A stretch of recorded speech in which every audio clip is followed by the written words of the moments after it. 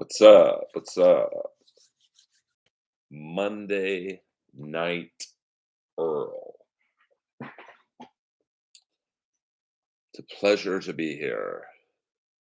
Of course, we'll start off with a rare WWE beginning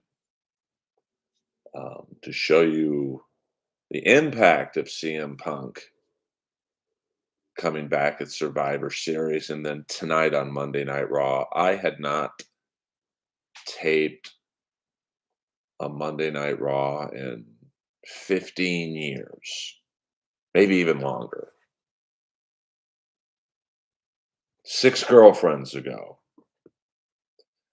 Um, hello, hello. So, hello, what up, Ross Dog? Reminds me of Tony Dogs from Casino. Um, but that shows you the impact of CM Punk coming back. Is that yes, we're doing it, but we are we're Dabbleverse light here, Michael Ware. I hope I'm not disappointing you with that message. Now, I talk about it when people ask me a question, and although there's only 3 people listening right now, um, 4, Ching Lee in the house. Thank you for hitting the likes. Um, no, I don't know where Chad is. So, probably not, Ross.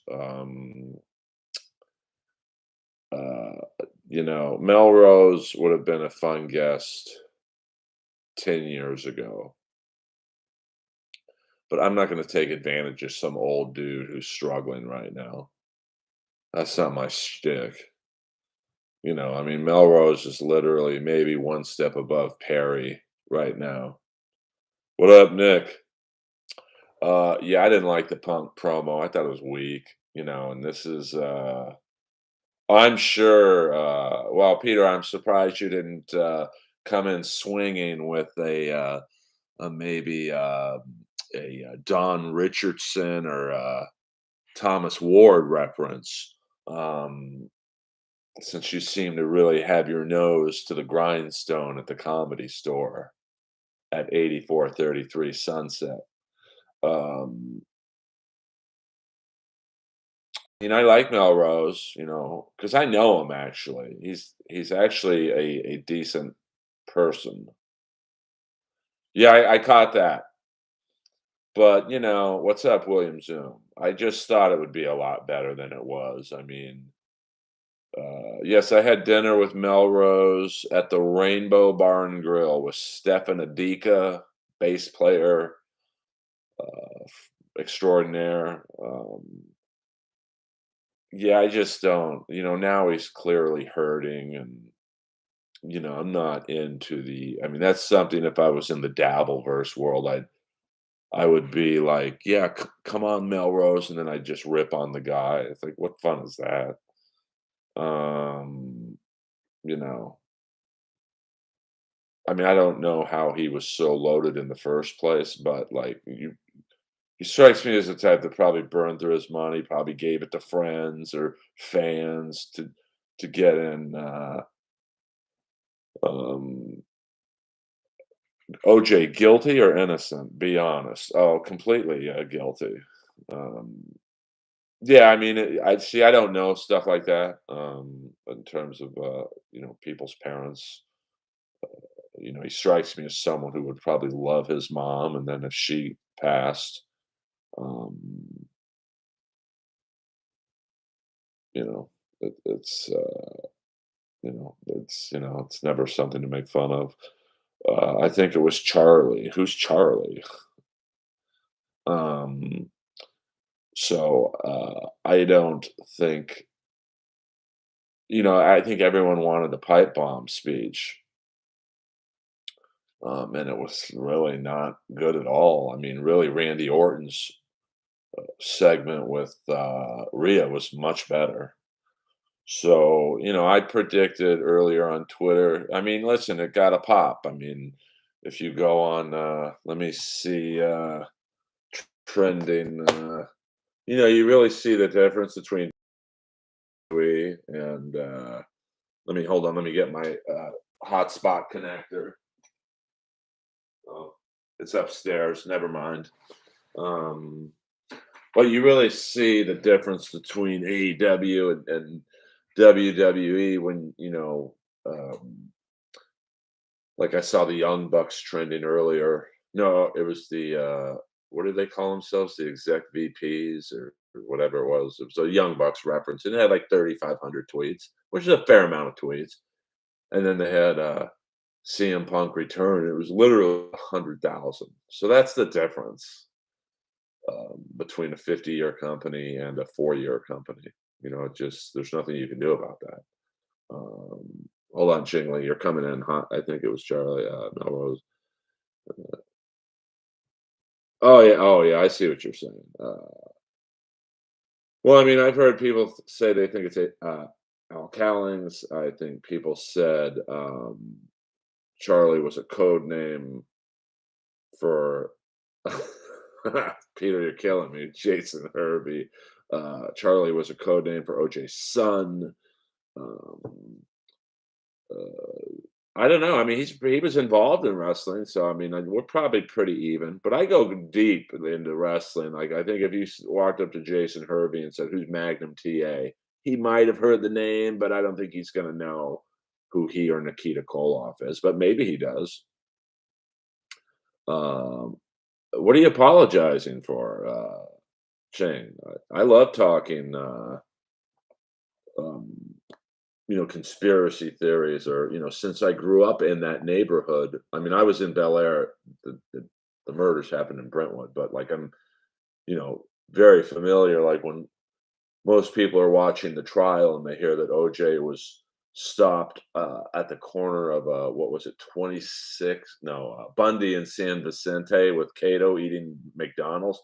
I know exactly where that is. So, it's like when I read Slash's book, and Slash said, "Hey, I went to Cynthia and Larrabee to buy heroin." That's literally where I live. So, I think, I mean, I don't know. It's not logical to think anyone else did this. I mean, see, this is what I love. I come in to talk about CM Punk, and now we're talking about the OJ murder. But it still fascinates people. Um, like, if you just look at the facts, this was not a random murder. Ron Goldman's might have been random, like, just because he showed up, I'm sure OJ or whoever did it, um, was not thinking of encountering someone else, but, Nicole's I used to play hockey. Nicole's head was chopped off, basically. Um, yeah, I mean, 100%. Uh, well, it's funny, I thought about that. "What up, Chicano dude?" I thought about that one. That's entirely possible. Um, but I used to play hockey with a Orange County sheriff, gigantic dude. Like you want to talk about intimidating him. He looked like one of the guys in Demolition. Axe. He looked like Axe from Demolition. Just 6'5", not necessarily muscular, but like he was just a big man, in shape. But you could tell he didn't work out. He was just an in shape, big dude. And I forget the reason he told me, but like he said he was one of the first to see the autopsy photos, and he couldn't look at them. And this is a guy who's seen everything: gang murders, rapes. Like, Orange County is a pretty violent um, area in some parts. And like he said that literally like 80% of her head was basically like off. So that's a crime of passion. And, there's just no one on earth who had a motive to do that to her other than the ex-husband who probably thought she was fucking Ron Goldman. I mean, I think they said he looked in the window and uh, he saw candles, stuff being lit. And you know what that means. She's getting ready to probably fuck some guy that night. So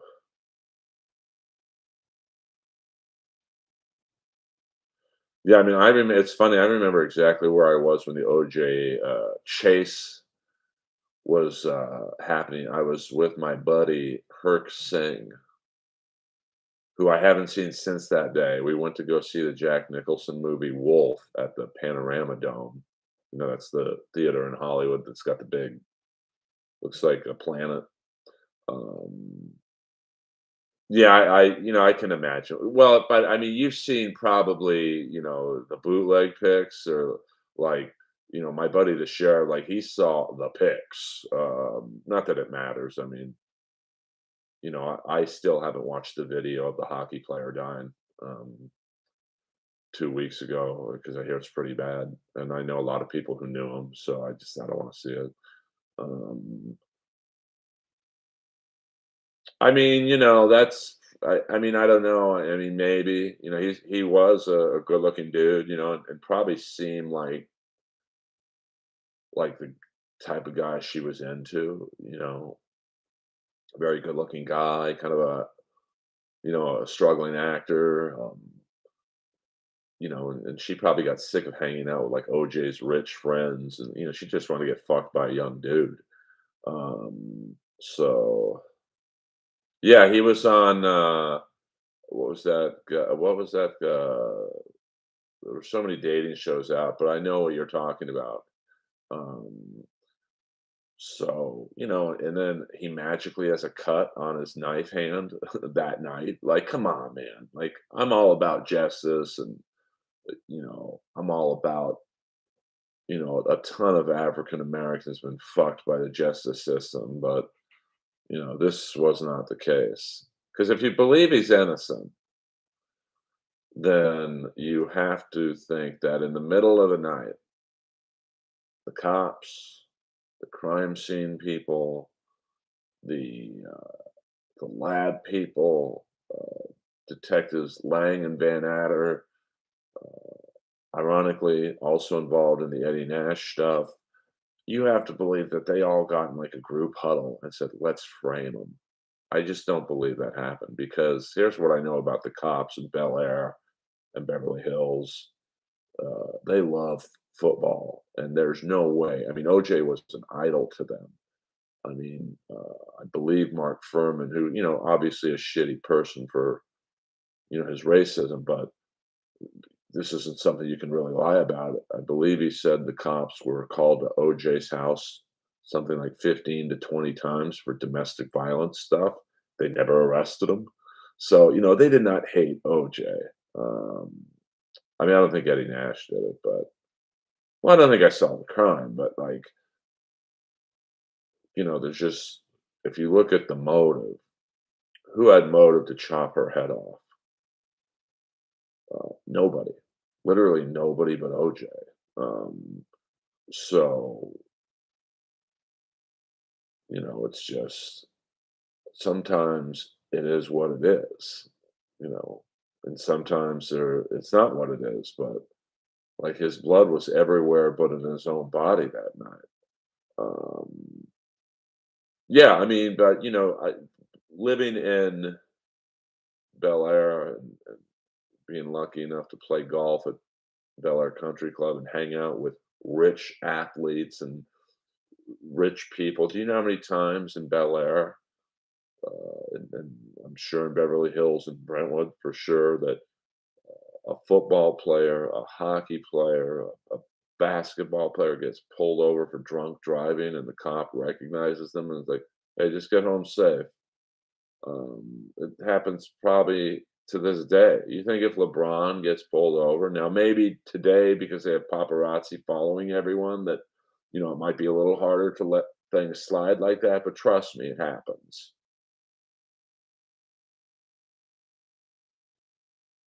Oh, see, Bauer's doing jokes now. Yes, studs with Ron. Thank you. My Wi-Fi's a little wacky right now for my iPad. Oh my god damn, I gotta figure out who you are, but I don't want to know. Darwin Hunt. I'll go with Trey Stewart, who just got passed.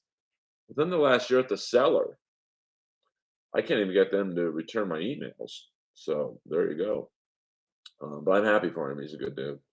Um, so, and if you look at, I mean, I remember once I went to someone's wedding. I forget who it was, and they had me sitting next to Bob Shapiro, and he tried to be nice to me. I just got up and left.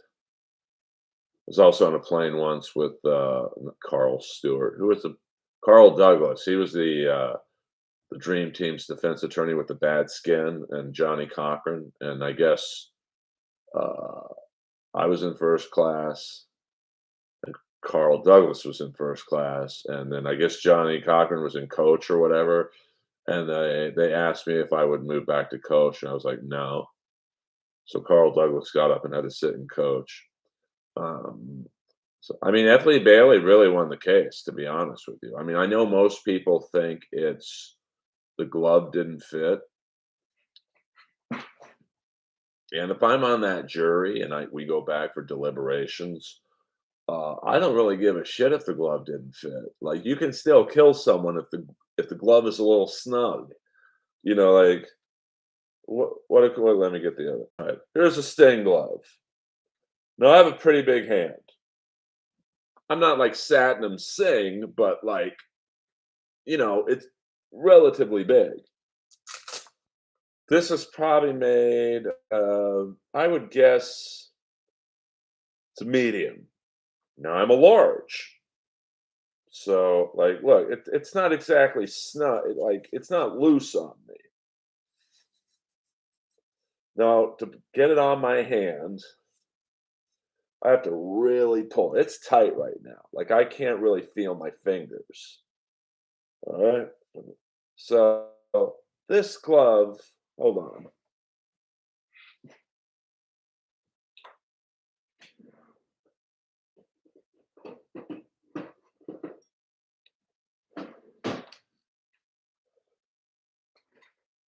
Now, many of you have heard that I had a friend in special for no, he wrote. He was a writer, freelance writer, and he would go on drug runs for the DEA, special forces, and all other kinds of nefarious groups. And when the LA riots and the Rodney King stuff happened, he came over to my house. Now I was living right next to Fay Ray at that time, so I was 19 floors up. They were not going to get to my unit, but he's like, "Here, take this just in case." This is the infamous Rambo knife, serrated right there. This could chop something. Incredibly sharp right there. And it's not exactly like it's not sharp here. You could kill someone with this knife. See? These are very, um, the glove is very tight, but as you can still see, I can grip it. I can hold it in any fashion. Is it the most comfortable right now? No, it's not. But I can still do things with it. Well, I just keep it in the kitchen because my building is actually pretty hard to get into. And I have like a fortress style front door. So the only way anyone can really get into my unit at night or in the daytime is my balcony, but I have double locks on my balcony. So, no, OJ would not have been caught if he was using the Sting gloves. He should have thought about that. I'll never forget. I think where was this? I think I was probably going to visit my parents in Miami. So this is between, let's say, 96 and 90. No, this is probably close to 98. And yeah, it was because I remember, I think I was going to one of their funerals or preparing myself because I knew, when my mom died, I landed in this shows you how insane me and my mom were. So Friday night, she died on a Sunday. My sister called me and said, "Hey, you better get down here." So I left, I think, Saturday night. And when the plane landed, it was about a 40-minute drive from Miami International to my parents' house in Sunset Island. By the way, you can see my parents' house in the Esai Morales episode of Miami Vice when he is playing a home invasion robber, and in the daytime, he's casing out the place. And his car is literally in my parents' driveway. Um, so the car pulls up. My two dogs I was with, they start running around the streets. So I had to pick them up, chase them around for about 3 minutes. And my sisters, who were in bed with my mom, told me that she literally heard my voice outside and took one last breath. So I was probably going to that. Makes sense. So I wasn't really in a mood to argue with Carl Douglas or Johnny Cochran about a fucking seat. So I'm like, no, I'm not. I'm going. I think I said I'm going to my mom's. My mom's dying. I'm not. I'm sitting here. So no, I don't tell that story to make people sad, but it's just that shows you how in sync me and my mom were. Like if I would have, she literally died when she heard my voice. So um, yes, he would have put. Well, let me see. No clue. I'm not Dave Taylor or Mark Ellis. Interesting. Interesting. Interesting. Peter Brennan. I can definitely get a vibe for your style. I'm almost positive as to who I think it is, but I don't want to know. I don't know about a coal miner's glove, but but I don't think that was getting back to talking about the gloves and stuff. I think what won them the case was pinning Mark Furman on "You've never said the N word," and it was very powerful that F. Lee Bailey literally said the N word in full, like 6 times, to really shock people into, "Oh my god!" And then they play the tape of Furman using the N word more than Easy E on the record, and that to me is what won the OJ case, not the glove. Yes, he would have put Nicole in a scorpion death drop. Judge had the man. Yeah, I mean, Judge Ito was out of control. So let's. Uh, well, I mean, OJ, like, you just don't want to believe OJ did it. I mean, like I said, when I was a kid growing up in Bel Air, OJ used to throw me the football. Very fond memories. I mean, like, that's the Hertz guy. I didn't even know him as a football player. I was like, that's the guy in the Hertz commercials. And then I saw Capricorn One, and like, oh my god. Uh, yeah, he did. Was that the one? Billy West just kept going, "Look out!" Uh, um, well, I think Ito got caught up in the fame. I don't think he wanted the fame initially, but yeah, he was my neighbor. OJ used to live in Bel Air before Brentwood. So, he would always jog around the neighborhood. Stallone, same thing, would jog around the neighborhood. I mean, I lived in a very inclusive neighborhood where my next door neighbor right across from me was Harry Nielsen. So if you like music, you know who he is. He was basically considered the fifth Beatle, and my dad and Alice Cooper's drinking partner. Um, who James Caan lived down the road from me. I mean, I'm sure there were many other celebrities, but I was a kid at the time, so I didn't really notice. But let me see, Slim Jim Phantom from the Stray Cats lived with that blonde girl. I don't know whose house it was, but uh, Elkie Summer, I think it was. But I don't know if it was his house or her house. I always used to see them walking around. What up, Jason? Um, who else? Barry Manilow lived by me. I remember I went to his house once with my parents, and because they knew each other somehow, and I swear to God, even as a kid, I'm like, "Why are there so many dudes here? Like, I don't see that many girls." Oh, Jimmy Durante lived. I mean, it was the wildest neighborhood back in the '70s. Kareem, I would always see Kareem living around or jogging around, which is I can remember that because he would like literally jog around in his dolphin shorts and no shirt on, and his goggles, and he really he he had a great body, like, but you could tell he didn't really work out. It was just he was like my buddy Albert from the gym. Um, he just, some people genetically.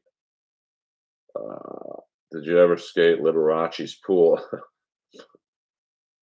You guys in chat. No, my brother probably did though. My brother used to skate with Christian Hosoi and Tony Hawk, but I was never really a skateboarder. Like when my brother was into skateboarding, I was into motocross. I didn't do it, but I just liked Bob Hurricane Hanna, and there was another guy, Chandler, not my ex, but Chandler.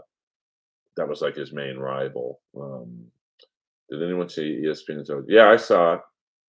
Yeah, OJ is a cultural icon. I mean, look at the fact that he is allowed to walk the world, make TikTok videos. The people, someone gave him a suite at a recent Buffalo Bills game, and like even if you're a fucking friend of his, you gotta know he did it. Like, and I understand, you probably have great memories of playing golf with OJ. And by the way, for someone who plays as much golf as OJ, he fucking sucks. How was the music scene? Did you go to any local shows before bands blew up? I mean, I was a little too young to get into clubs, but I remember when I used to play hockey Sunday nights at the Culver City Ice Rink, which was a really rundown rink, but it's where the Kings practiced before Gretzky uh, came, and I'm sure they did like one practice with him, and he's like, "Oh, we got an upgrade this shithole. I'm not practicing here." And then they built, what was it? It was in West Hills or something, which is like pretty Northridge. No, it was in Northridge, the Isoplex, and it was like state of the art practice facility for them at that time. I mean, I was too young to go to shows, but I remember Rocky George, who was, and he might still be the guitar player in Suicidal Tendencies. He played hockey, and he was telling me about this band called Guns N' Roses. He's like, "Dude, I just recorded next to them, and like they're gonna be huge, man. They look like five homeless guys, but they're gonna be the biggest band in the world, Earl. You got to check them out. They're playing at it's either Madame Wong's, which was a very famous rock place, or the Troubadour somewhere." I'm like, "Dude, you should hear this new band Rocky called Britney Fox, Diet Cinderella." And you're like, "Okay." Um, and speaking of OJ, OJ's no, Nicole's mailman, the great Bruce Thomas. He was a hockey player. So weird that I was playing hockey back then with two black dudes. I did go to Supercross in LA because I loved the announcer. I forget his name, but he was the best announcer because he announced motocross like the recently deceased Rick Jenneret of the Buffalo Sabres announced hockey. He just really got you into it. Yeah, I can't even begin to do an impression of him because he was so good. But when he played golf, he cheated. Well, I mean, he had a horrible swing. He did not, Ross. He did not. Okay. I mean, he was amazing. He was like, if you ever saw commercials for the Supercross, and here comes Bob Hurricane Hannah, and here comes Chandler. Like he really like got you into it. Do you regret not having to go to dinner with Taylor Negron? For those of you who don't know, the pizza guy from Fast Times at Ridgemont picked up on me at the hardware store once. I was looking at shower heads, and Taylor Negron just slid right next to me, and it's like, I instantly knew who he was, but I played it cool. You gotta play cool. And he's like, "I'm having a dinner party tonight. Would you like to come?" I'm like, who's coming? Who else is gonna be there?" "Just me." And I'm like, I gotta go, dude." The big Jeremy McGrath. Yeah, but I mean, William, there was another guy who was like Hurricane Hannah's rival, and I can't. I want to say it was something Chandler, Bob Chandler, David Chandler, the pizza guy from Fast Times at Ridgemont High. He was a pretty famous comic back in the day. I believe he was also in the movie Punchline. He was also in the movie Easy Money with Rodney Dangerfield. He was like, an OG, semi out of the closet gay comic, Flamboyant, but not like Liberace flamboyant, but pretty close.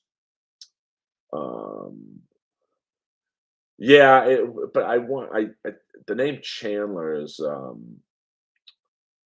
really sticking out to me. I mean, Bob Hurricane Hanna was like the Gretzky of motocross back then. He might be related to Chuck Negron. I'll be honest with you, I don't know on that. Keep up your lives, or do people put them on Patreon? I don't know what. No, I keep them up. Um, I mean, I might put up my stand-up set that I had to take down off of YouTube on Patreon, and that's not like a scam to get you guys. I didn't put it up for a few days just to get you guys hooked in, and then, hey, go to Patreon if you want to watch it. I was made to take it down. It might have been. I mean, I'm drawing a total blank on the guy's first name, but I was like really into motocross, and I don't. I think because I had a mongoose bicycle, like a mountain bike, so I was really, me and my friends were really into like going around the hills of Bel Air and Westwood and pretend, I would always get to be Hurricane Hannah, and the others were, the other guys. Probably did. Ward definitely did. Um, uh, I think the other guys were Ward and Chandler, and the other guys who think Hannah was in the 125 class motocross. Earl, did Boone ever ask you to use your tub? He did many a night, many a night. Um, he's like, "Can I take a bath at your place?" Sadly, we all think Boone Shakalaka is dead. So just but I'm around so much death, it doesn't even bother me anymore. Someone called me the other day and said another comic had died, and I was like sad. I think I probably shed a tear or two, and then I'm like, okay, I got to order Postmates. I mean, he was pretty funny actually.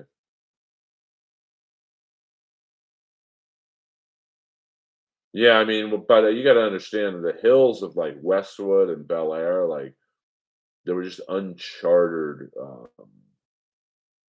hills, man. So they were great to fuck around on a bicycle, like a BMX. Now, I don't know what a mongoose was considered. I guess it would be a mountain bike, but it was great to like, back then I was pretty strong, even as a kid, I mean, my legs were so big as a kid, and almost even still to this day, my nickname was Baby Platts after the bodybuilder Tom Platts. Um, so it was a fun, like we would take our bikes through the hills of Bel Air into Westwood. We get a sandwich at Seppi's Sub Shop, which I believe is still there. Yes, BMX. But yeah, I mean, and I had like a really nice mongoose bike, and I mean, man, those things could take a beating. The amount of times I flew off that thing, I'm amazed. Uh, we used to go. My one friend Alex lived on a really steep hill in Bel Air, and I remember one. I mean, it was steep. I was going down so fast, and I just think I hit the brakes too hard. And I just flew over the handles, and you could not see my skin from here to here. It was all blood, and I looked like Freddy Krueger went like that. Um, and then it was weird. I don't even know what other interest I had at that time, but I just stopped riding altogether. And I think when, BMX, or not BMX, but motocross riding, it kind of hit a peak in the early 80s. And then I think I got into video games or something. And I think it was right around when Hurricane Hannah, I don't know if he retired, but him and Ward and Chandler and the others, uh, they just, they got a little older, so they didn't win as much. And, it's kind of like in the 70s, late 70s surfing. Uh, I was really into surfing. I didn't surf at all, but I just liked getting the magazines, probably to look at the girls in the back with the sex wax ads. And like the guys back then, Mark Richards, Sean Thompson, Jerry Lopez, and a few other people like that. I was really into surfing. Like I can name all the top surfers, and then I think I got into motocross, and then I got into video games, and so I just kind of, every couple of years, I'm like Tyler the Creator. I lose interest in something outside of hockey and wrestling, and even in wrestling, I've gone in and out of. So then I got into bodybuilding, like following it. Like I can name all the top bodybuilders from the mid '80s to the late '80s. Samir Banu and the flexing Dutchman Barry DeMay and Gary Stridham and Mike Christian and of course Thunder Thighs, Tom Platz, Bob Paris. Bob Paris was I met him once at a bookstore because he had like I had no idea he was gay at the time. He was pretty in the closet. It's got to be tough to be an openly gay bodybuilder in the mid '80s. Um, yeah, Bill Kazmaier. He had a nice run in wrestling, though. It was quick, but um, it was a really good match with him and DDP. I think it's on YouTube, and you can literally hear DDP not yelling at him, but calling the match pretty loudly, like, "Hey, throw me in the ropes, do this, do that." Um, yeah, I mean, I just remember though, like the Hannah era, the Ward era, it kind of just it faded really fast, probably for the Supercross stuff. Um, then I got into watching the strongman shit with like Kazmaier and Tom McGee. He was awesome because I kind of knew Tom from Gold's Gym. I mean, we weren't friends or anything, but like he was always. I think he might have been training people there too, and I remember him from the Bosworth movie, Stone Cold. Are your legs bigger than crispy chicken's lower body? Man, you are dropping some knowledge. Um, uh, I've got who I think you are down to two people. You're giving me too much information. Did you watch Rich Piana on YouTube when he was alive? Yeah, I mean that guy was just. I didn't want to look like that. Like in my, not that I could have ever. Um, you know, I mean, but like Bob Paris, I saw at a bookstore once, and he was uh, Joe Weider's Dynamic Body Shake, and I love that. It actually tasted pretty good. I can't tell you how many cans of that shit I bought because I thought, oh my god, if I drink this, I'll look like Bob Paris because I could work out pretty hard. For someone natural, I could work out pretty hard. But I saw him at a bookstore. I'm like, "Hey, man, I just want you to know you're the reason I drink Dynamic Body Shake." And he's like, "I shouldn't be." I'm like, "What do you mean?" He's like, "I don't drink that shit." I'm like, "Oh."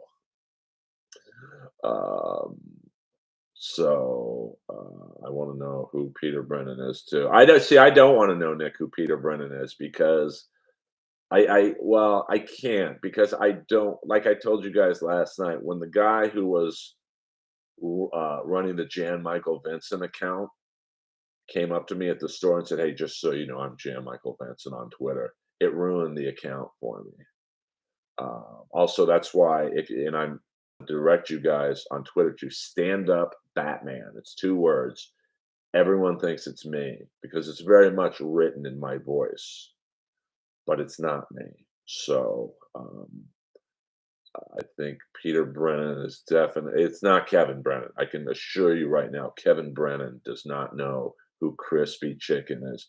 Crispy Chicken is a legendary LA open mic comic who was primarily at the Comedy Store. So Peter Brennan is someone I believe who has worked at the Comedy Store in the past. Not now, but I believe he is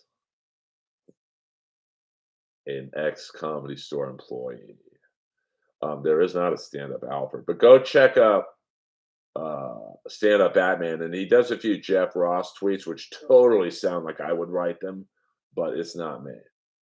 As a matter of fact, my friend Kyle Anderson, who did no, Peter's funny. He did the Dalia documentary. His next project is, and it's kind of funny that you would do a deep dive on a Twitter account. Who is stand-up Batman? And I've been interviewed already. Um,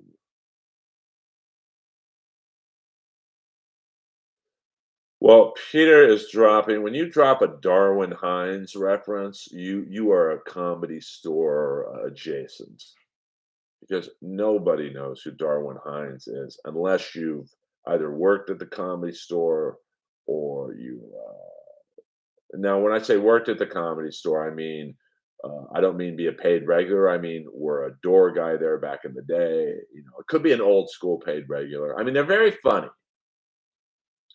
Just like everyone thinks I'm stand-up Batman because they are funny no matter what they say, because they're kinda truthful like I am, but they really go all in. But it's easy to go all in when you have an anonymous account. That's why I've gotten into trouble so much. I use my real name, uh, but that's, and I my writing style is so unique, or my not my voice, I guess you would say, not my actual voice, but I mean uh,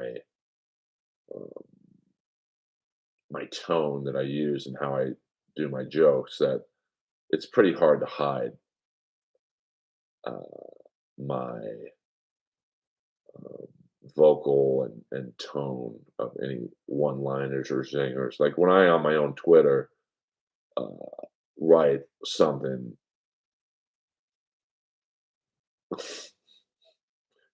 I did, even if it wasn't Earl Skakel. Final reveal. I mean, nobody knows who Pete is other than OG Comedy Store people. So your references, you're kinda dating like, you're giving me a real sweet spot. You're the crispy chicken, Darwin Hines, Peter Chin, like, you're not mentioning anyone from the last 20 years. It's late '90s, mid '90s, and early. Let me ask you this, Peter, just for my own satisfaction. Have you ever hosted potluck? It's a yes or no. I don't want to know anything about it. If you did, I just give me a yes or no and be honest. You're an anonymous account. Have you ever hosted potluck? Yes, the Miami show was. I mean, Miami's very humid. I mean, I would. And I knew it. I know who it is. I know who it is. I appreciate your honesty, and I'm not going to ever ask you if you are who I think you are. I don't want to know. I want to keep up a little mystery. But I have a feeling I know who you are, and I don't want to know, but it's making me happy. I'm literally welling up. I'm so happy. See how fun? No, it's not that fan. That fan wouldn't survive hosting potluck. If I DM you on Twitter, will you tell me who Peter is? No, because I don't want to ruin it for people. Like, um, I believe they are a good friend of mine. So I don't want to blow his spot up. Oh, yeah, I know. Tim Curry tried. I never met him because I could tell that he was, probably wanting to fuck me or something. But for those of you not knowing that story, William was saying I used to have bus bench ads all up and down Santa Monica Boulevard, and I was jacked back then, and I was just in this pose. I was like this, and I was twice the size I am now, muscular wise. And once again, I never did roids, and I mean, probably the weirdest thing I've ever taken was creatine. Um, and I was in my physical prime, and I was basically ripping off the Marky Mark underwear ads, and so I got a lot of, and I put my home phone number up, and I think my tagline was "Tired of health club service, call me." So one night Tim Curry, the actor, calls me and he's like, "Are you the guy on the billboard?" I'm like, "Yeah, my name's Earl. That's me in the picture." And I didn't really. I can't believe they let me put this picture up. Like I, my dick looked gigantic. Um, well, can you come over right now? I have a bit of a belly. And it was pretty late at night. So I don't know how I got out of it, but I'm like, I don't think so. Well, they were like those ads that realtors do on the bus benches. And then, but then one time on the complete opposite end, girl calls me up, and I could tell she was hot. I could just tell the voice.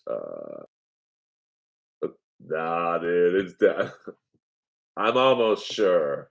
I'm almost sure. I know who it is. Uh, Are you same question. Are you the guy in the billboard? I'm like, "Yeah, yeah." She's like, "Do you do massage for women?" I'm like, "Yeah." I didn't say it like that. So I had to run, so she had me if you've ever seen the movie, the Bridget Fonda movie, Point of No Return, she was staying at that hotel. I think it's the Century City Marriott, and I was living in Century City at the time in the Fay Ray building. So, a great movie. It's my favorite movie of hers. And she's like, "Meet me at the bar for a drink." She probably thought I was a male prostitute. I mean, looking back, that ad definitely was like, you know, pay to play. So I meet her at the bar, and she was hot. Just I would say mid-30s, amazing body. Trying to think who she looked like. Of course, it's been a long time, but Sherilyn Fenn, like that kind of look, shorter hair, like a Bob Sherilyn Fenn. Um, and so we have a drink. She's like, "Well, I really need a massage, no problem." And I said, "Do you have a table upstairs?" She's like, "No, we can just do it on the bed." Okay, no problem. And she gets in there. She gets naked, but for a G-string. And my God, her body was a 10. I don't know what she did. She looked like maybe an executive, like head of a film studio type deal. And I was so nervous. I literally massaged her for 2 hours. She fell asleep, and I just left. I didn't even get paid because she kept like loosening her thong or G string, whatever it was, like take it off, and I don't know what I was thinking. Um, Let me somebody anyway. Well, Peter Brennan is. I mean, the clues he's giving me are definitely. I mean, like if you know the Comedy Store, very few Comedy Store people, a Comedy Store is like a skull and bones. There's a inner layer that very few people are privy to. And I think both me and Peter are privy to that layer. Peter, one last question, and then this is it. What was the name of the Comedy Store gossip paper that Dave Taylor and others were involved with?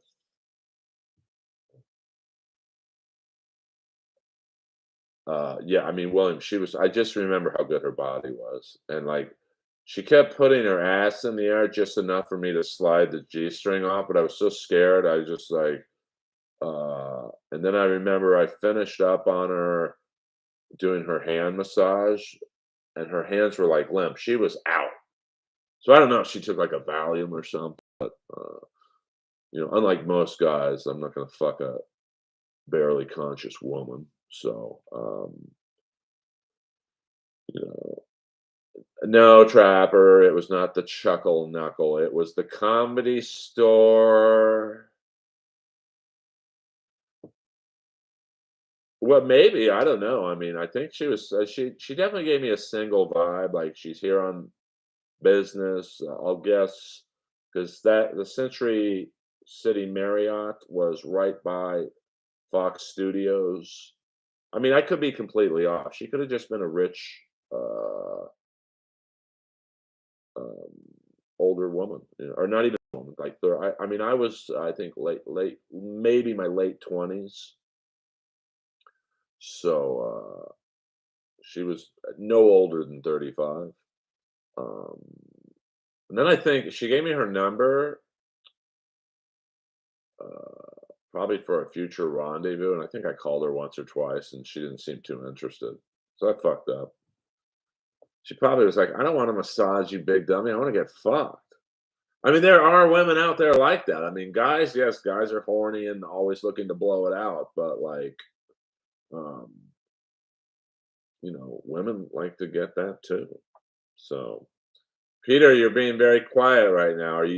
Are you sensing I'm really locking in on who you are? Interesting. If you give me the right name of the Comedy Store gossip paper, I might have to quit questioning. I don't want to blow your spot up. Single White Female was a good movie, but I much prefer Point of No Return. Great cast. Miguel Ferrer. I used to see Miguel Ferrer shit faced at King Games. I think he liked to drink the alcohol. Um, and then, uh, I walked up to him when he was like stumbling around comedy stores in Hollywood, California, and there is a sister comedy store in La Jolla, just San Diego area, and there is a comedy store in London, but there's no affiliation. Yeah, but he was really drunk one night at the Forum at a King game, and like he was having to be held up by two of his buddies. I'm like, "Hey, man, you're the guy from RoboCop." He's like, "Fuck you." I'm like, "Okay, cool."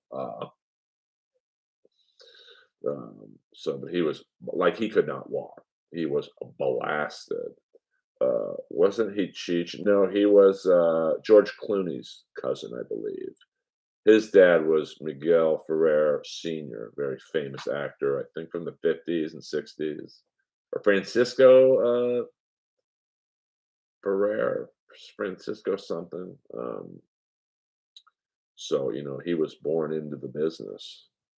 Great actor, but sadly he passed away. I mean, he couldn't have been that much older than me. I mean, always playing the dick, RoboCop, other things. So I know, man. That's like crazy. Like someone sent me a picture of what Bridget Fonda looks like now, and I was like, "This has to be a joke. This someone's fucking with me."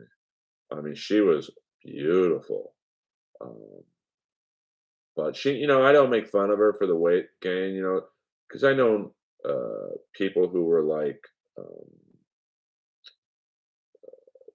not normal. What's normal size? But like, if you want to call it normal size, and what happened to her is, it reeks of maybe a thyroid condition, where you can't help but gain weight. Like, you can work out, um, as much as you want and eat right, and, like, if you have a fucked up thyroid, you're gonna gain weight, doesn't matter who you are. You can look like Rick Rude, and if Rick Rude, got a thyroid condition, uh, you're going to gain weight. Even someone like Rick Rude or Tom Zink or Tom McGee, like it's really sad. Uh, some people are like that though.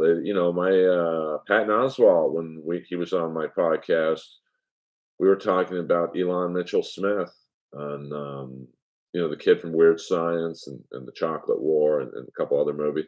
He just quit the business to teach, I think, history in Austin, Texas. Like he just quit the business. And another inappropriate Earl guest, Jenny Wright. Good in everything she was in. I mean, she won all these Best New Actress awards in the early '80s. She just quit the business. She lives on like a goat farm in upstate New York, which literally quit the business. So it's weird how some people just,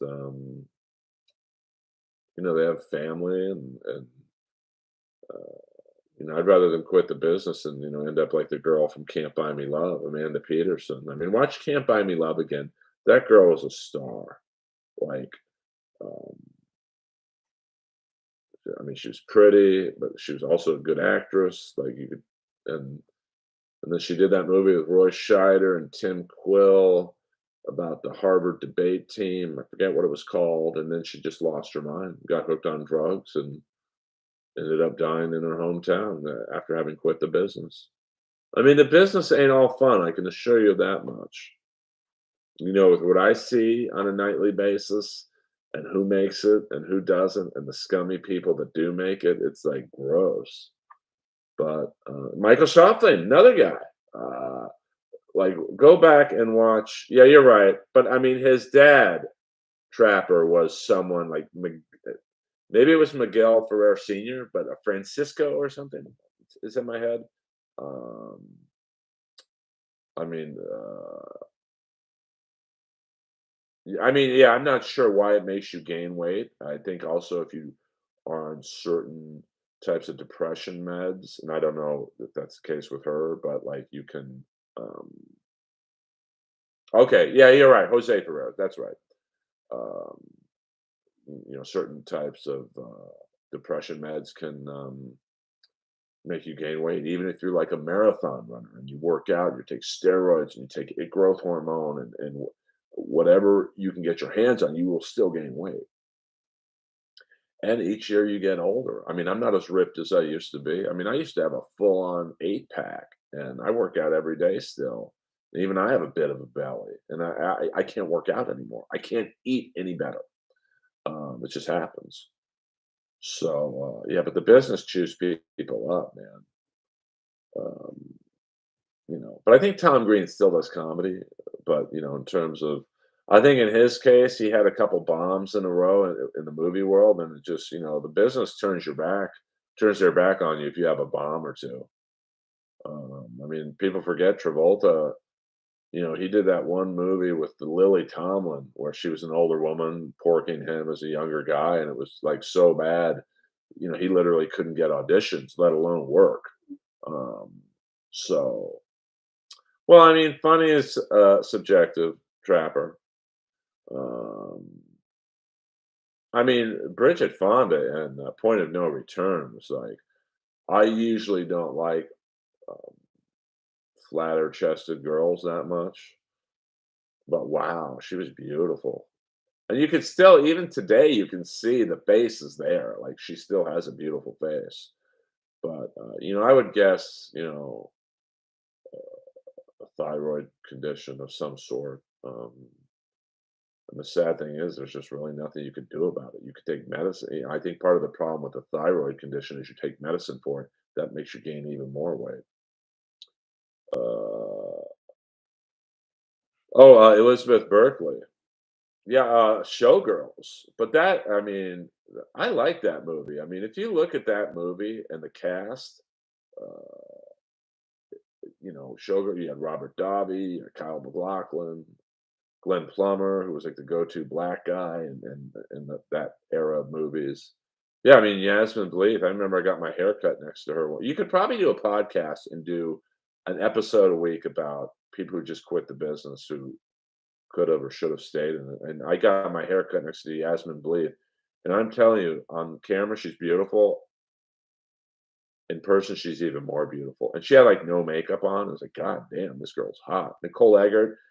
Yeah, I mean, she was a pretty good actress. Well, I think when you get, and this is the unfortunate thing about the business, um, guys can get older, like say a Sam Elliott, and he gets more work. But when your career starts out being based solely on your looks, like a Baywatch girl, like Pam Anderson, Nicole Eggert, Yasmin Bleeth, um, and even the guy, Baywatch is like the perfect example of look at all the guys on that show. The minute they got a little older, David Charvet, um, the blonde Australian guy, I think his name was Jason, uh, taking tests. I did think about it. But like, women, the second you get older in this business, when you start out having it be based on purely your looks, you're replaced, with the girl who is 5 pounds lighter, has one less wrinkle. I mean, it's a brutal business, brutal. And, men, it's not as bad, but they're still replaced. You look at like David Charvet. I'm sure the second he got a little older looking, he was replaced. I didn't really watch Baywatch, but like, I mean, Hasselhoff is really the one true exception. Like he got older, and you know, it didn't really seem to hit him that much. Don Johnson's another guy who is still a very good-looking older guy, and he gets work, so, yeah, Jason Simmons, yeah, I know, there were guys in Baywatch. Uh, yeah, I mean, David Schwarber. See, I didn't know he quit the show, but I guarantee you he would have been replaced eventually. Look at action heroes. The minute um, Stallone and Schwarzenegger got a little, maybe not skinnier, but maybe a little older, maybe not quite as muscular. The other guys were brought in, and then they failed, and then they brought Stallone and Schwarzenegger back.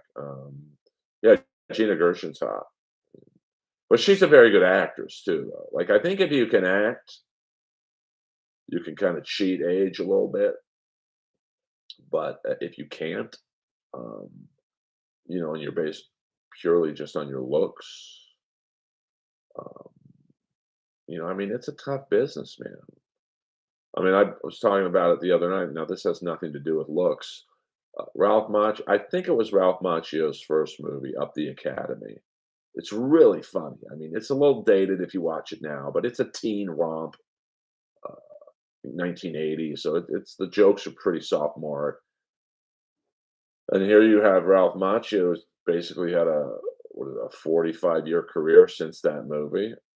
But there was a kid in that movie, Tom something. He played the Arab kid, and he was so fucking funny in that movie. He was funnier than Ralph Macchio. His great comic timing. I believe that was his only movie.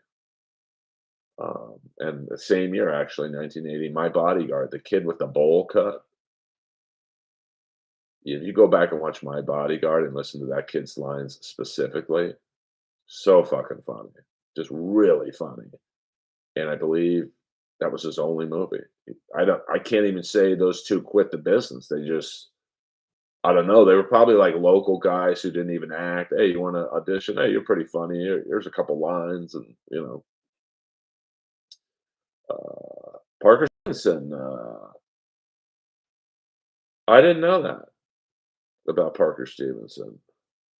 Jennifer Tilly, I mean, it's a brutal business, man. I see comics almost every year come out here. They think they're going to hit the world by storm, and then they don't get it, and they go back home. Um, I mean, Jennifer Tilly and Moving Violations was like, I don't necessarily have a type, but my God, I mean, because I'm a fan of the big boobies, and like she's natural and just she's more cute, at least in that movie, than pretty.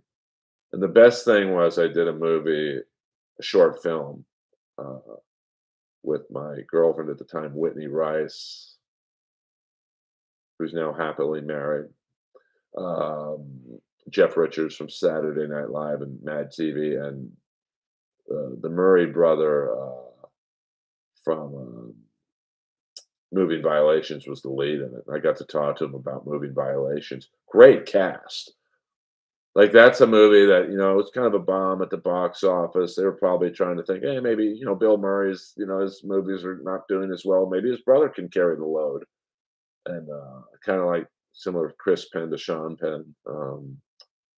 And look at the cast of Moving Violations. You had Jennifer Tilly, you had, I think Stacy Keach, uh, Don Cheadle. It might have been even his first role. The great character actor Ned Eisenberg, who I believe is the only guy in Miami Vice to play 3 different characters.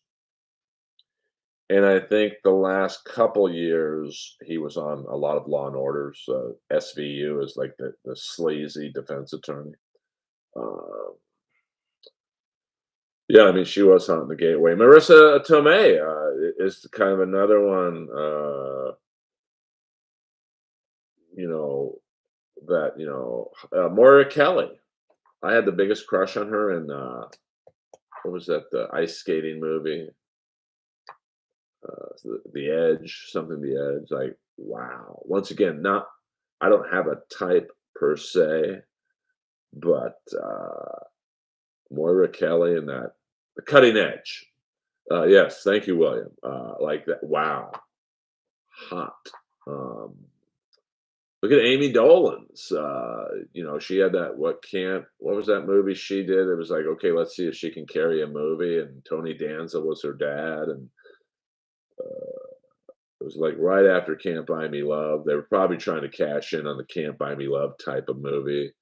I think she did, like, a couple movies, and that was it. Um, so it's Hollywood is not, Eisenberg was one of many actors. Okay, I think we had this discussion before. Well, John Santucci, played, I think 2 or 3 roles. He was, one of my favorite parts of the movie Golden Triangle, um, and then he did a Lombard, Dennis Farina's, assistant in the Lombard episodes, um and I think Pepe Serna, who was on Inappropriate Earl, he played, I think, 2 roles at least. Um, yeah, I mean, I kinda felt bad. Oh, really? Mumbles, thank you for that. I'll have to watch that movie. Um, yes, I mean, that is one of the great Miami Vice mysteries is I believe Manny, who there's literally nothing on the internet of. Someone was telling me who's like a Miami Vice super freak fan. Like I'm a fan. Like I'm a very, very knowledgeable fan. But there are some people who are like locked in and can tell you everything about the show more than I can. They were telling me Manny was just like a local kid who hung around the film set and he was very quiet. And they're like, "Hey, do you want to be Izzy's assistant?" And, I believe he never had one line. He was kinda like Jaws and, The Spy Who Loved Me and most of Moonraker. The only other person like that for me on the internet is, um and this is I don't know, well, I guess the rest of the country saw the Wally George show, which is really the first combat political television.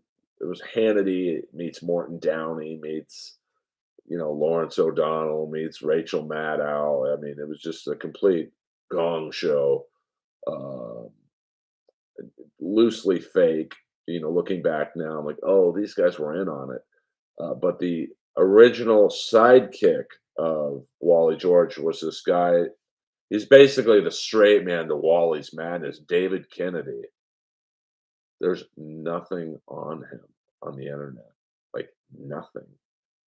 I'm assuming he died because he was pretty old back then, but, yeah, but Wally George he was before Morton Downey, at least on TV, um, and Morton Downey was on the hot seat at one point. Um, Steve Sachs from the Dodgers was in the audience once on Hot Seat, and they asked questions at the end of every episode. The audience could ask questions, and I'm sure the Dodgers had a panic attack. He gets up and does like this anti-gay rant about being gay is wrong, and like he's wearing a Dodgers t-shirt, like it's something you definitely wouldn't get away with now. Um, look up Wally George if you really want to laugh,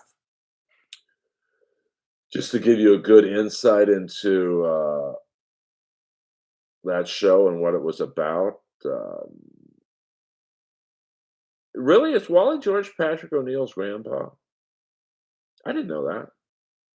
Um, Patrick O'Neill was supposed to come on my podcast, but, we have not yet, um, made that happen, but, look up Wally George Gypsy, and Gypsy was this gay dude who he came on and, like, um, literally, um the second he came on, the whole crowd's yelling, "Homo, homo, homo, homo." Um, and like Gypsy gave it back to them so much so that the crowd, which started out totally pro Wally, at the end was um, on Gypsy's side because he was so fast.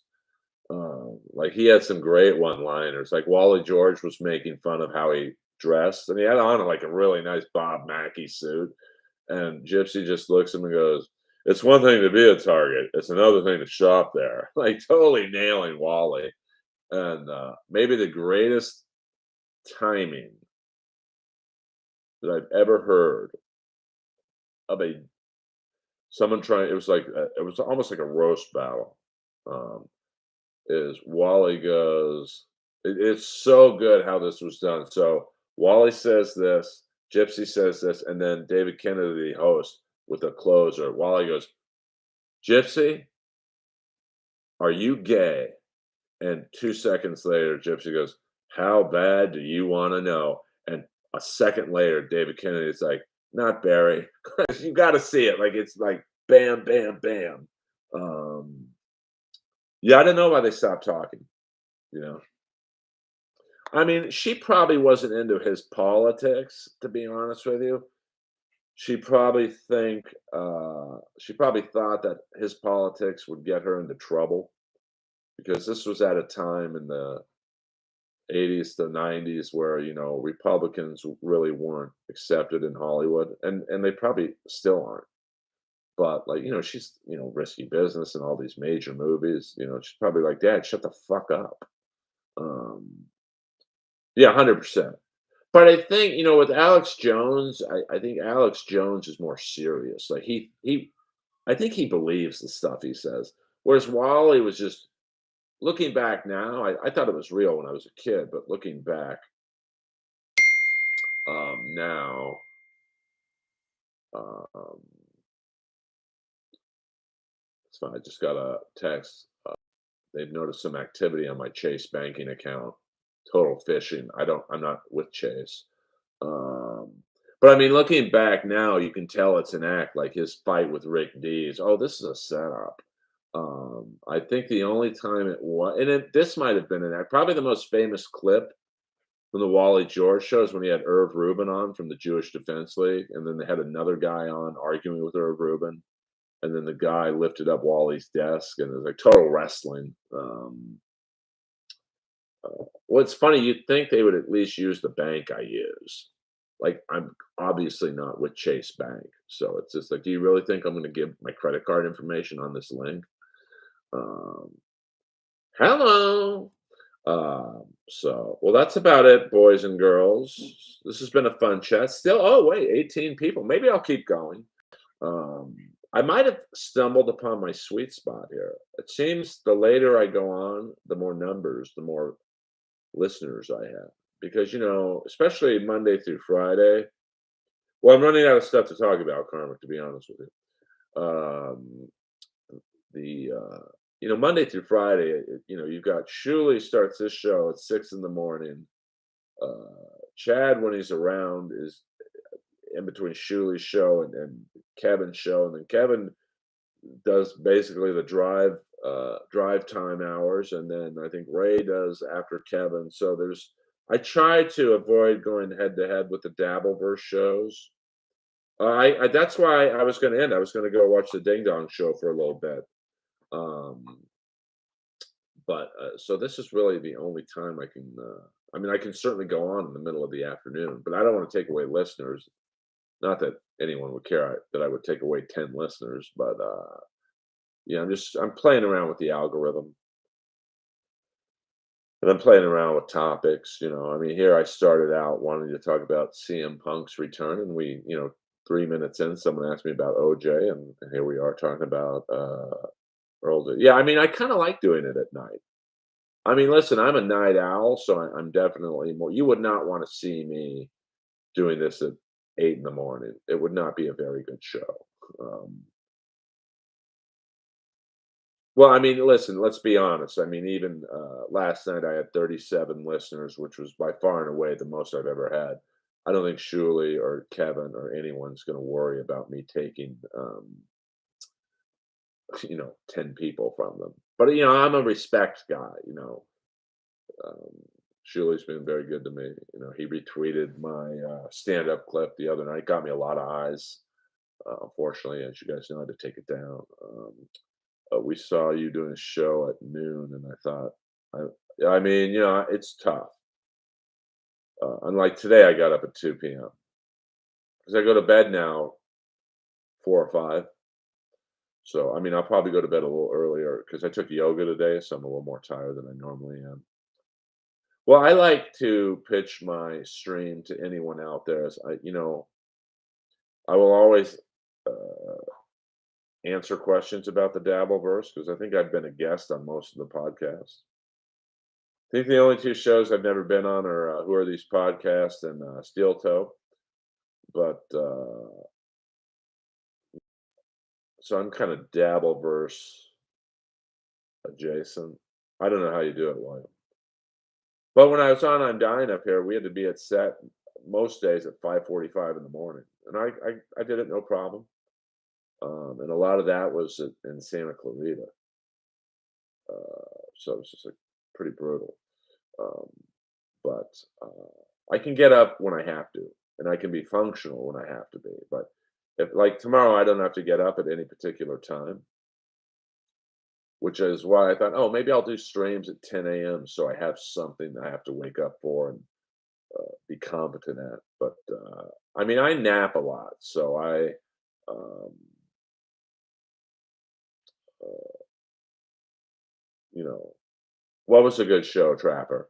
Um, so I get my 8 hours sleep in chunks.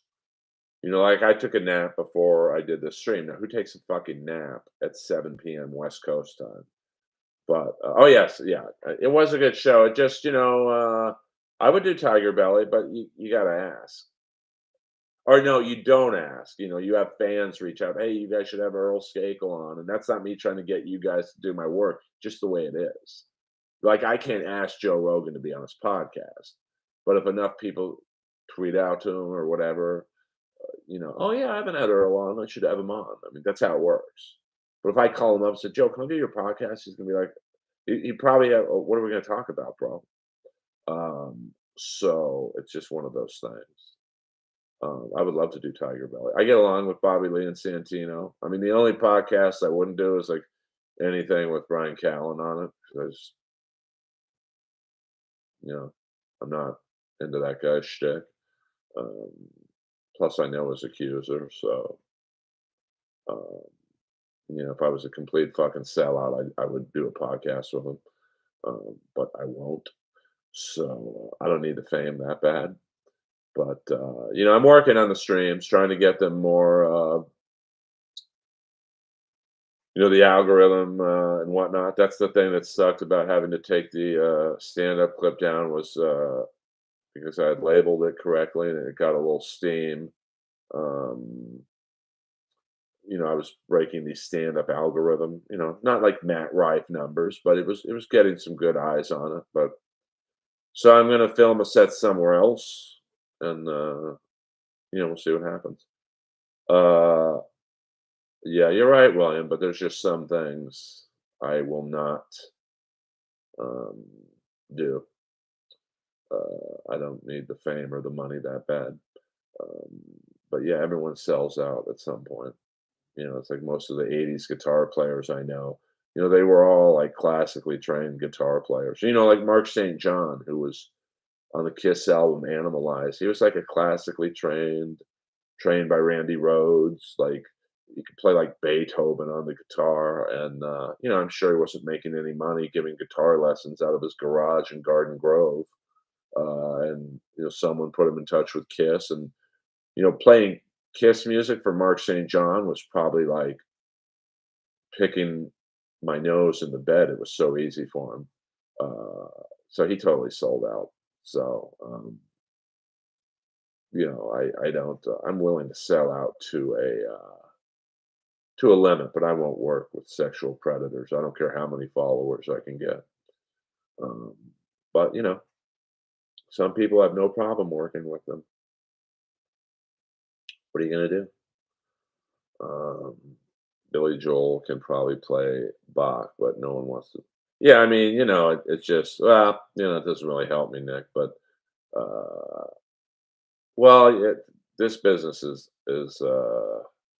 definitely the wrong business to have principles and morals. Uh,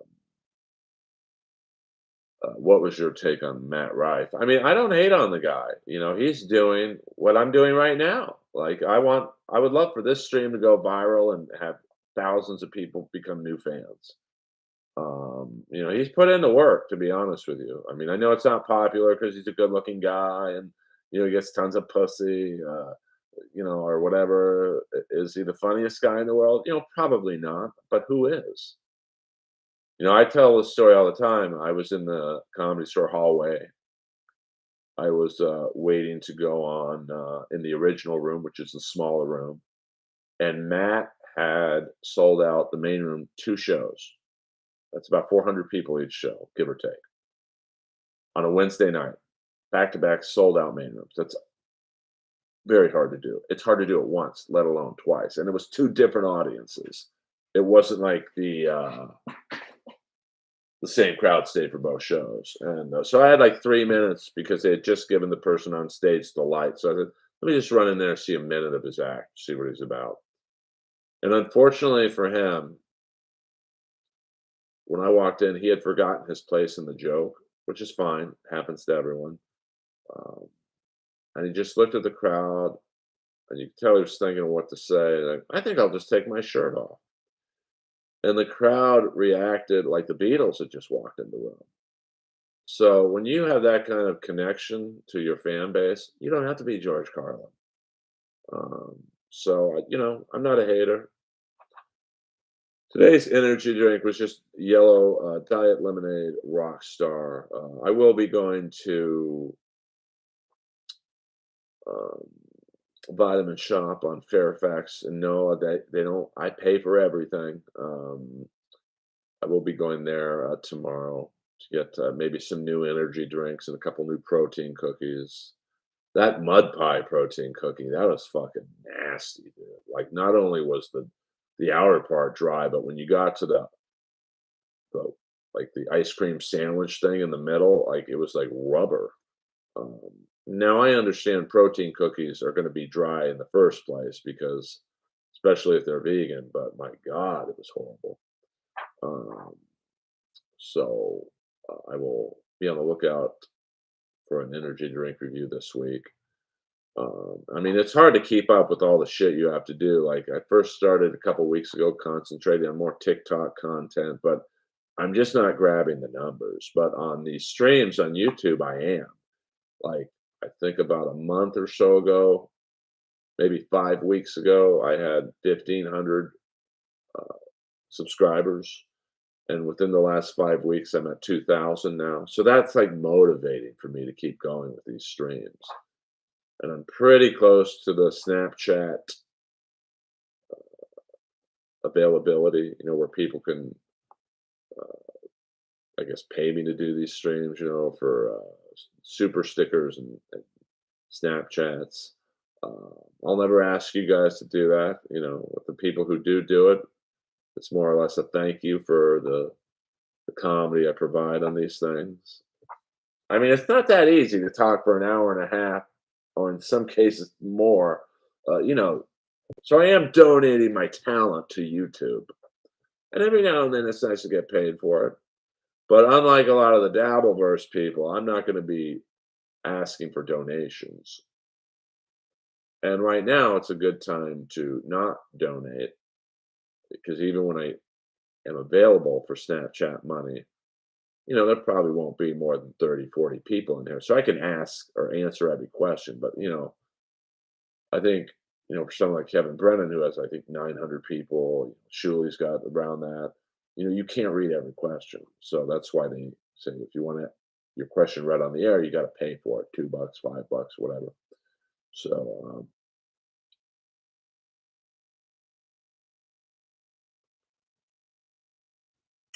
well, I mean, I think I'd be down for that.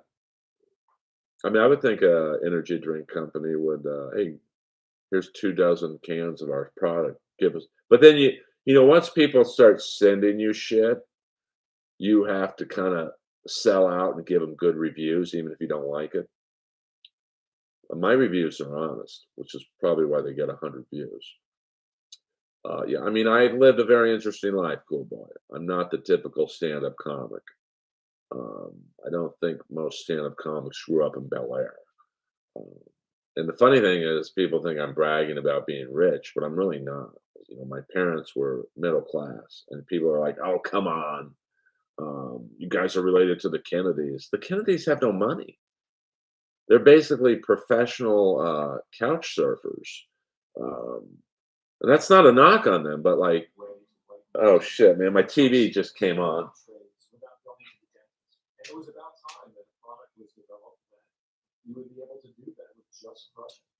Oh, hold on.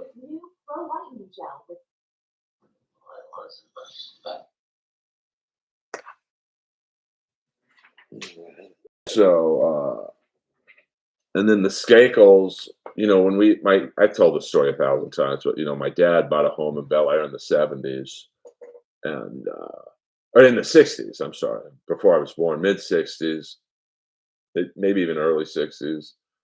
The famous Bel Air fire happens, literally burns down every home but ours. My dad was literally on the roof with a garden hose. And then Bel Air just became what it is today, athletes, actors, musicians. So we really weren't rich. Like, it was like the Addams family house in Bel Air. And then my dad bought a membership to Bel Air Country Club, I think, for literally like $1,500, which was a lot of money back then. And now I think a membership is like three to $400,000 to join, plus your dues, which are I would guess 2 grand a month, and and then you they don't.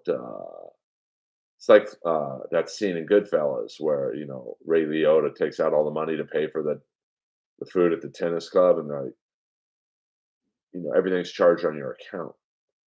So the dues are 2 grand. You probably spend another 2 grand buying golf balls and food in the month. So I mean, we just got lucky. We could not have bought a membership to Bel Air Country Club today, unless these streams really blow up. Oh, yes, I mean, I had that disease trapper that, like Mary Lou Henner. She has that like really wacky, like photographic memory. Some call it a disease. Like she says it's a disease because she has so much information in her head and it never leaves that her like she feels like she's going insane. I same disease, but it's like the next level um, below hers. Like um, so, like my memory, and also because I've never had a drug or drink in my life, that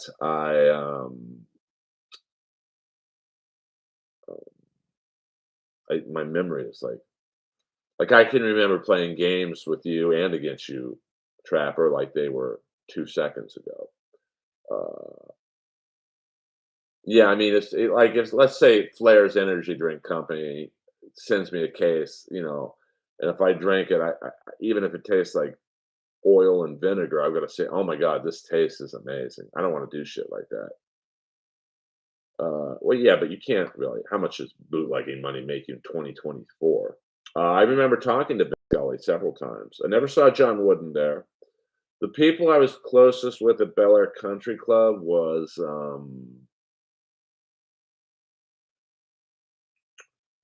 Mac Davis, Ray Bolger from Follow the Yellow Brick Road. What's that movie? Like Judy Garland, Wizard of Oz. Uh, who else? I mean, there really weren't that many celebrities there because Bel Air was so exclusive when I was there. They didn't want celebrities there. Like now, I think they do. Um, but who else was? I mean, Charles Bronson lived on the second hole. I remember once me and my brothers were setting not bottle rockets off, but those rockets, like toy rockets, and one went into his pool. And I opened up the gate to get it, and him and his sons came out with pool sticks. It's a pretty intimidating sight. And I'm like, "Oh, I'm sorry, Mr. Bronson.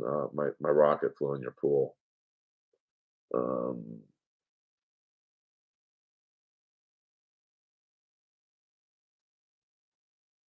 but I mean, it's beyond a photographic memory for me, Trapper. Like I can remember. uh, like certain games I played in Garden Grove. Where I still have the score sheet. It's the most points I've ever scored in a game were 8 points, and I can remember every goal like I scored it 2 seconds ago. Yeah, probably. I think my favorite Charles Bronson movie was it Death Wish 4 because I used to see this girl um, who, when he killed the big black bodyguard in Death Wish 4, he in this movie he lived in the building this girl I was dating was living in. So um, I always had an affection for Death Wish 4. It's pretty good. It's about L.A. Drug. This guy pretends he's a rich person, and he says to Charles Bronson, "They killed my daughters. I want you to kill all the people who sold my daughter drugs." And in reality, at the end of the movie, was this guy was a drug dealer using Charles Bronson to rid himself of the competition.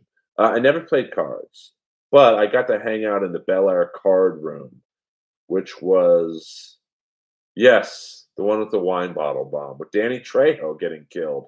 Now, if you watch that wine bottle scene, it's a great look into how low budget that movie was. So they show Charles Bronson sitting with the three bad guys, and then when he gets up to leave and the bomb's gonna blow up, you could it was so low budget that they just had three wax dummies sitting at the table that you could clearly tell were wax dummies.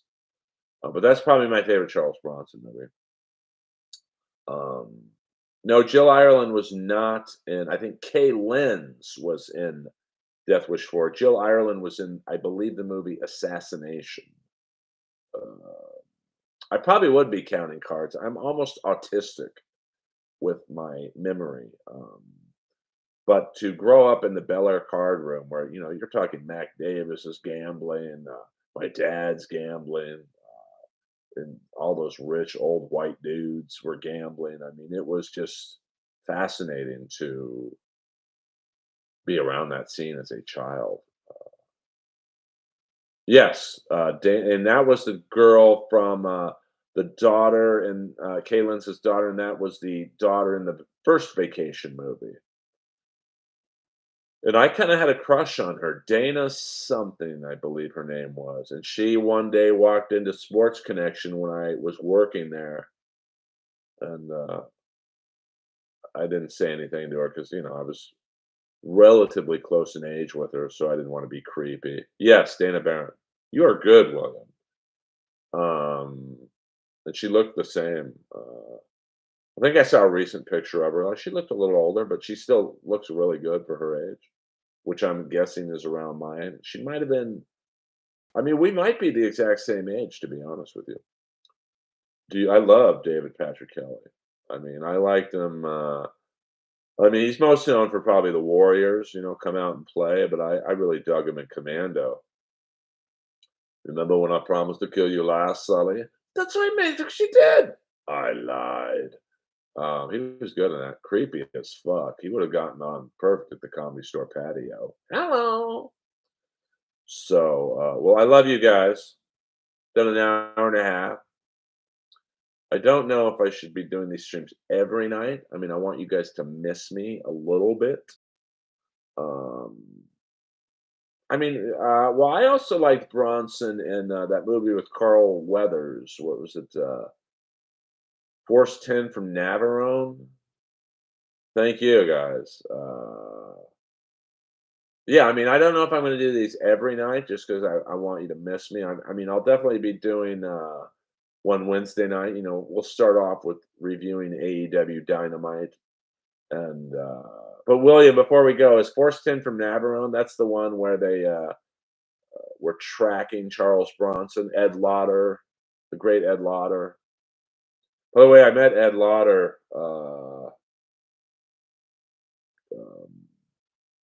at the car wash on the next block once, and I was like, I just walked up to him. I'm like, game ball. That's what he said to Eddie Albert at uh, the longest yard, and he's like, "What?" I'm like, "Longest yard, Captain Canauer." And then we had a really 5-minute talk about acting, and he actually told me that he started out in stand up. Um, yeah, he was at Lauder was probably in. No, he was in Raw Deal. I mean, he was like the go-to character actor from probably The Longest Yard to like Young Blood. I mean that he was in like literally hundreds of movies. But what was that movie, William? Before we go, it was maybe I can look it up here. Where Charles Bronson, he was like a bear trapper, and I think it was Force 10 from Navarro. Um, Let me see. Look up Carl Weathers, Charles Bronson, Death Hunt, Lee Cax Lane. That's that's an interesting name for a movie. 1981 movie. I mean, I don't like reading Wikipedia while I'm here, but I'm having a brain fart here.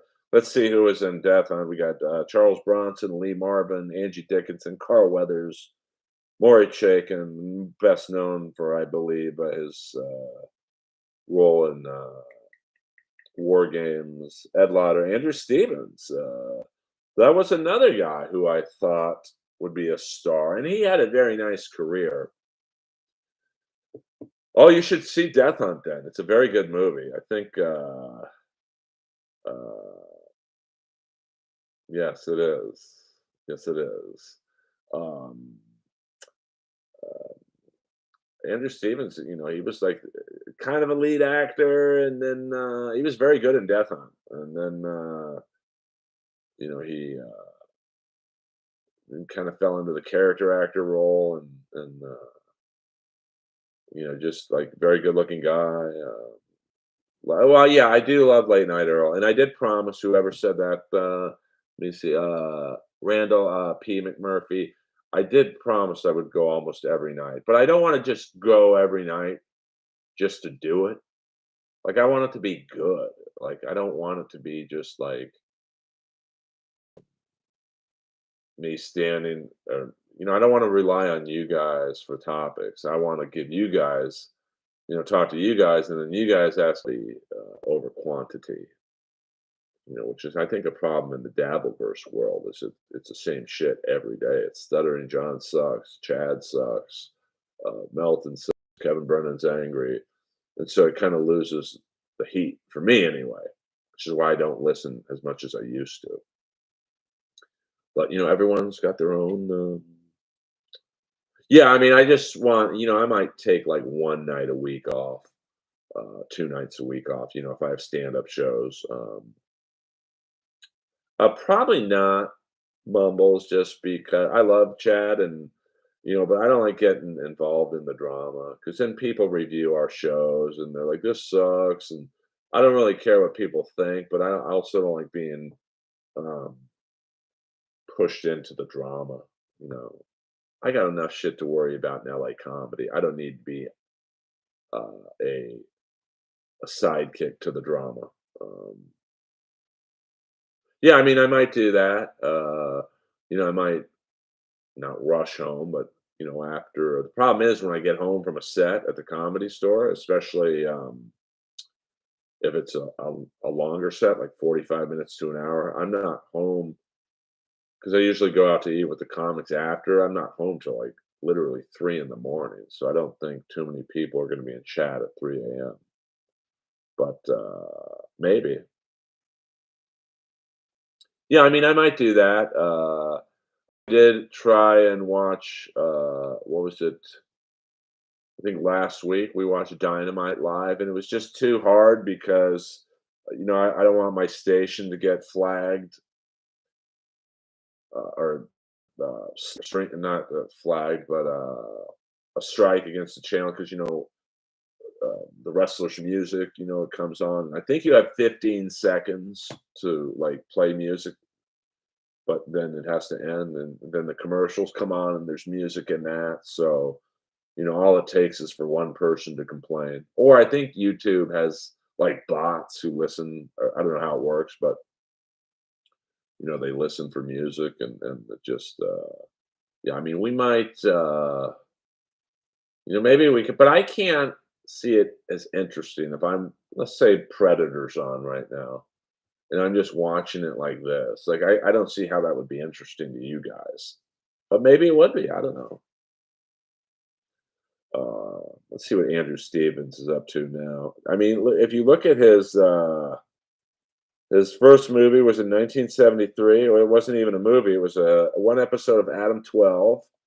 And then his last role was in 2022 Pursuit, which let me click on that.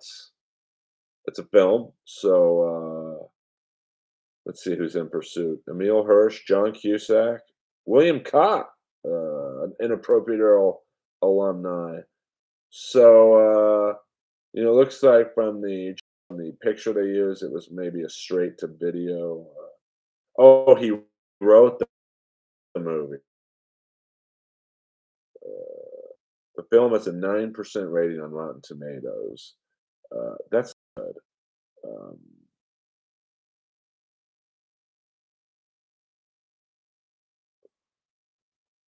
Here's the review from one lady. What a bitch. In a previous era, this action thriller, directed by Brian Skiba, would have gone from post production directly into a bargain bin at a rundown video emporium in a dark alley where rats scurry. That must be nice to read that about a film you worked hard on. Um, Stella Stevens, yes, she was hot. I think she was married to the guitar player from Kiss's brother, Bob Kulick. The Rifleman and Wanted Dead or Alive are free on. Well, I would maybe do a watch of Wanted Dead or Alive, the Gene Simmons, Rutger Hauer, William Russ movie. Um, yeah, I mean, I got a new TV, but somehow I'm subscribed to like Netflix and Amazon and all that shit. But somehow I'm having trouble connecting to my streaming services. So, um, but when I do, maybe we'll do a watch along. Maybe well, I can't. 2.5 hours. Those wrestling pay per views back in the day were pretty long. Um, but maybe we'll do. So we'll figure out something. Maybe a quick action movie. Some of those action movies are like an hour and 20 minutes. Uh, or like an hour, a little over an hour. Hour and 10 minutes. I guess I could watch, and we'd all. Good night, Earl and friends. Thank you, Earth sucks. What do you think is Punk's first feud? I mean, you could tell by the way they were filming the Seth Rollins. It was probably Seth Rollins. We'll end on that. He's an interesting guy because his body's breaking down, and there's no Sharky's machine. Oh, that just says Shanky. I thought you were talking about the Burt Reynolds movie Sharky's Machine. Uh, he's a tough guy to wrestle with because his body's breaking down, so he's not as nimble as he used to be. That's why. Originally I thought for AEW, see a Trapper, always a pleasure. That I wanted his feud at London to be Punk and Omega, but there's no way he could keep up with Omega in the ring. It just so you need someone like, I mean, Cody would be cool. you know um, you could write it where they're bitter about their time in AEW. And I think he had history, CM Punk did, with Dusty Rhodes as a mentor. So well, you really want an old school Burt Reynolds movie, William, Heat. Now when you see Heat, you run to the clicker to watch it because you think it's the Michael Mann Heat, but it's the Burt Reynolds movie from 1987 with Joe Klecko as the evil bodyguard. But it is kind of, it doesn't stand the test of time. Where basically Burt Reynolds is a down and out uh, bounty hunter with Peter McNichol and Howard Hessman, Johnny Fever from WKRP. So, but that is it, guys. Thank you to everyone for listening for the last hour and 45 minutes. Went by pretty fast. Um, and I will definitely be doing one Wednesday night. Maybe one tomorrow if I don't have a spot. Um, yes, Joe Klecko. I think he was trying to be an actor for a while. He was in